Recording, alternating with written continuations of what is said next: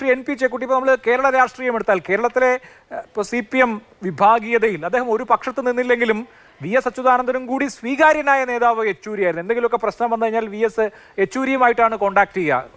മറുവിഭാഗം അല്ലെങ്കിൽ പ്രകാശ് കാരാട്ടും S രാമചന്ദ്രൻ പിള്ളയും എപ്പോഴും തനിക്കെതിരെ നിൽക്കുന്നു എന്ന ഫീൽ, അല്ലെങ്കിൽ ഔദ്യോഗിക നേതൃത്വത്തിനൊപ്പം മാത്രം നിൽക്കുന്നു എന്ന ഫീൽ VS ഉണ്ടായിരുന്നപ്പോഴും യെച്ചൂരിയോട് അങ്ങനെ ഉണ്ടായിരുന്നില്ല. അദ്ദേഹം അവിടെ ഒരു കൺസെൻസസ് മാൻ ആയിരുന്നു. ദേശീയ രാഷ്ട്രീയത്തിലും അങ്ങനെ ആ തരത്തിലൊരു കൺസെൻസസിന് അദ്ദേഹം ശ്രമിച്ചിരുന്നു. അപ്പോൾ പിടിവാശികൾക്കപ്പുറത്ത് സമന്വയത്തിലേക്കും സമവായത്തിലേക്കും പോയിരുന്നുവെങ്കിൽ ഇന്ത്യൻ ഇടതുപക്ഷത്തിന് കുറച്ചുകൂടി മെച്ചപ്പെട്ട ഒരു അവസ്ഥ ഉണ്ടാകുമായിരുന്നു എന്ന് താങ്കൾക്ക് തോന്നുന്നുണ്ടോ?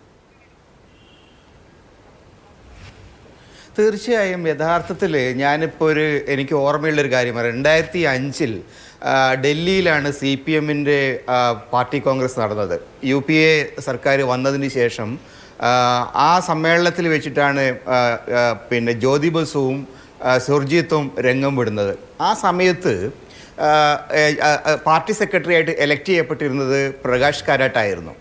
പക്ഷേ പിന്നെ സുർജിത്തിൻ്റെ പ്രസംഗത്ത് വെച്ച് 2-3 മിനിറ്റിൽ അദ്ദേഹം ഒതുക്കി അവസാനത്തെ പ്രഭാഷണം. പക്ഷേ ഏതാണ്ട് അരമണിക്കൂർ നേരം ജ്യോതി ബസു സംസാരിച്ചിരുന്നു. ജ്യോതി ബസുവിൻ്റെ സംസാരത്തിൽ വളരെ അത്ഭുതകരമായിട്ടുള്ള ചില കമൻറ്റുകൾ വന്നു. അദ്ദേഹം പറഞ്ഞു, ഇന്ത്യയിലെ ഇടതുപക്ഷ രാഷ്ട്രീയത്തിന് വലിയ ഭാവിയുണ്ട്, വളരെ പ്രധാനപ്പെട്ട ചുമതലകൾ നമുക്ക് നിറവേറ്റാനുണ്ട്, അതിന് യോഗ്യരായിട്ടുള്ള നേതാക്കളും നമുക്കുണ്ട്. അദ്ദേഹം ഒരേ ഒരു പേര് മാത്രം അന്ന് അവിടെ ആ വേദിയിൽ വെച്ചിട്ട് അദ്ദേഹം പറഞ്ഞത്. ആ പേര് ഏതാണെന്നറിയോ?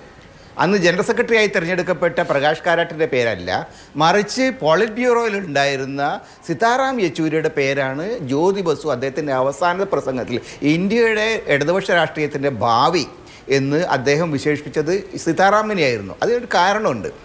വളരെ വളരെ കാരാട്ടിൽ നിന്ന് അദ്ദേഹം കാരാട്ടിന് ശേഷമാണ് രാഷ്ട്രീയത്തിൽ JNUവിൽ അടക്കമുള്ള സ്ഥലങ്ങളിൽ കാരാട്ടിൻ്റെ തൊട്ട് പിന്നാലെയാണ് വന്നത്. പക്ഷേ കാരാട്ടിൻ്റെ ശൈലിയിൽ നിന്ന് വ്യത്യസ്തമായിട്ട് ഇന്ത്യയുടെ സവിശേഷ സാഹചര്യങ്ങൾക്കനുസരിച്ച് വളരെ സങ്കീർണമായിട്ട് ഇന്ത്യൻ സാഹചര്യങ്ങളെ അഡ്രസ്സ് ചെയ്യാൻ, അതിനനുസരിച്ച നയങ്ങൾ രൂപീകരിക്കുന്നതിൽ വളരെ മെയ്വഴക്കമുള്ള ഒരു രാഷ്ട്രീയ സമീപനം അദ്ദേഹം സ്വീകരിച്ചു. അതുകൊണ്ടാണ് കേരളത്തിൻ്റെ രാഷ്ട്രീയത്തിൽ ആഭ്യന്തര പ്രശ്നങ്ങളിൽ അദ്ദേഹത്തിന് എന്നും ഒരു വിശ്വാസ്യത നേടിയെടുക്കാൻ പറ്റും. VSനോട് മാത്രമല്ല, സത്യത്തിൽ അദ്ദേഹത്തിന് കേരള രാഷ്ട്രീയത്തിൽ CPMനകത്തുള്ള മിക്കവാറും എല്ലാ നേതാക്കളോടും ആ തരത്തിലുള്ള ഒരു ഇൻറ്റിമേറ്റ് റിലേഷൻഷിപ്പ് ഉണ്ടാക്കാൻ പറ്റുന്നു. ബംഗാളിൽ അദ്ദേഹത്തിന് വലിയ സ്വീകാര്യതയുണ്ടായിരുന്നു. ബംഗാളിൽ പല നേതാക്കൾക്കും ബംഗാളിലേക്ക് പോകാൻ കഴിയാത്ത അവസ്ഥയുള്ളപ്പോഴും ബംഗാളിലെ പാർട്ടിയെ വലിയ തോതിൽ സ്വാധീനിക്കാൻ, അവരെ ശരിയായ ദേശീയ പാർട്ടിയുമായിട്ട് ദേശീയ തലത്തിൽ അവരോട് കൂട്ടിയോജിപ്പിച്ച് കൊണ്ടുപോകാൻ അതിലൊക്കെ തന്നെ അദ്ദേഹം വിജയിച്ചിട്ടുണ്ട്. അപ്പം അങ്ങനെ നോക്കിയാൽ പല നിലയ്ക്കും ഇന്ത്യൻ രാഷ്ട്രീയത്തിൽ ഇടതുപക്ഷത്തിന് വളരെ പ്രധാനപ്പെട്ട ഒരു പങ്ക് നിർവഹിക്കുന്നതിന് സാധിക്കുന്ന ഒരു അന്തരീക്ഷം ഉണ്ടാകും. ഇലക്ട്രലായിട്ടുള്ള വിജയപരാജയങ്ങളെക്കാൾ കവിഞ്ഞ് ഒരു ഇടതുപക്ഷ രാഷ്ട്രീയത്തിൻ്റെ പ്രസക്തി, ഇടതുപക്ഷ ബദൽ എന്ന ആശയം, അത് മുഖ്യധാരയിലുള്ള മറ്റു പാർട്ടികളുമായിട്ട് ബന്ധപ്പെട്ടുകൊണ്ട് അവരെ കൊണ്ട് കൺവിൻസ് ചെയ്യും. ഇപ്പോൾ സോണിയാഗാന്ധിയെ പോലുള്ള ആളുകൾ, ലാലു പ്രസാദ് യാദവിനെ പോലുള്ള ആളുകൾ, മുലായം സിംഗ് യാദവിനെ പോലുള്ള ആളുകൾ, അങ്ങനെയുള്ള ദേശീയ നേതാക്കളുമായിട്ട് അദ്ദേഹം ഇൻട്രാക്ട് ചെയ്യുന്ന രീതിയും അവരോട് സംസാരിക്കുന്ന രീതിയൊക്കെ തന്നെ ഇദ്ദേഹത്തോട് കാണിക്കുന്ന ആ ഒരു റെസ്പെക്റ്റ് ഒക്കെ തന്നെ ഇന്ത്യൻ രാഷ്ട്രീയത്തിൽ ഇടതുപക്ഷത്തിൻ്റെ മൂല്യങ്ങൾ നമ്മുടെ ദേശീയ രാഷ്ട്രീയ ധാരയിൽ വലിയ ആഴത്തിൽ സ്വാധീനം ചെലുത്തുന്നതിന് അദ്ദേഹത്തിൻ്റെ പ്രായോഗികമായിട്ടുള്ള ഇടപെടലുകൾ സഹായിച്ചിട്ടുണ്ടായിരിക്കുന്നത്. അദ്ദേഹം കുറേ കൂടി നേരത്തെ സെക്രട്ടറി ആവേണ്ടതായിരുന്നു.